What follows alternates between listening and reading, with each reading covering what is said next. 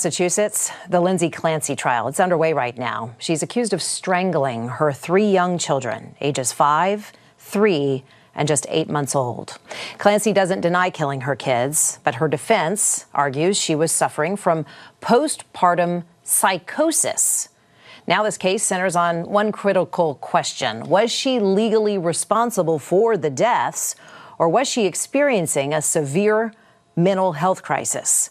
Joining me to discuss, Beverly Hills psychiatrist, best-selling author, Dr. Carol Lieberman. Thanks to both of you for being here. Lindsay, her husband, Patrick, was on the stand, Dr. Lieberman, yesterday, and he testified about, he described a deteriorating mental health in the months before these killings. Listen to this.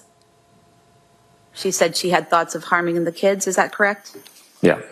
And did she tell you whether or not she had specific thoughts of how she would harm the kids? No. And she didn't describe that as hearing this external voice telling her to harm the kids, correct? Correct. She told you she was having intrusive thoughts herself of harming the children, correct? Correct. And did you ask her how she was going to harm the kids? I didn't ask it in that way. It was the same thing. I said, do you have a plan, and is it disturbing to you? And she said no, and then she said yes. Wow. What failures? I mean, that's all I can think of when I hear his testimony there. Dr. Lieberman, help us understand. What exactly distinguishes between postpartum psychosis and postpartum depression? I think postpartum depression, about 1 in 8 women have that, not as many psychosis, correct? Yes, psychosis is more rare than depression. But, you know, this is a very interesting case. She is the latest example of the failure of the mental health system in our country.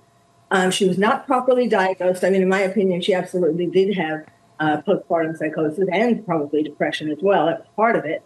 But then there's the other side of it, which is the husband, who was so clueless during all of this time. I mean, he didn't really react in a way that was very helpful. He didn't, he finally took her to a hospital, but she was trying to get help for herself. The problem is that doctors these days, psychiatrists, have become pull pushers instead of doing therapy. So she was never properly diagnosed. She was never properly treated. She left the hospital. And he, when she would have these kinds of thoughts that she would tell him about, he would call her parents to come. Oh. He didn't really go to the hospital sooner. I mean, there were lots of failures on his part, and there were lots of questions. He apparently stopped seeing her after the crime. Wow. I'm curious about this, Dr. Lieberman. Help me understand. If I'm a juror, okay, Lindsay, yesterday, the 911 tape was being played in court, and you saw her visibly reacting to hearing the 911 tape. Apparently, it was the first time she had heard it.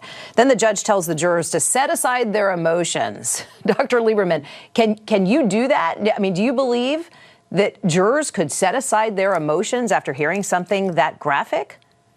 No, that's right. It's really not possible to totally set aside your emotions. Besides, what he meant presumably was don't let that cloud, of course it was horrible what you just heard, but don't let that cloud your decision as far as whether she's guilty or not. But, I just want to add something, that both of them, the husband and wife, have civil suits against some of her treaters for all of this misprescribing.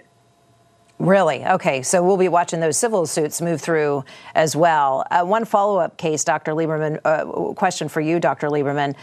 Do you think this case really should be studied and help shape how postpartum is screened, mental health overall, more broadly for sure, but specifically postpartum depression and then psychosis? Yeah. Are women being misdiagnosed in this country, basically, is my question.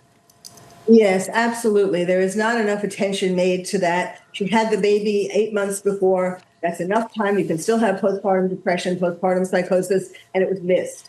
And then when they had some idea that she had symptoms, when you put together 9 different medications, and she had at least 9, that they interact with each other, and they cut off some of the benefits of them, and they also add to the side effects.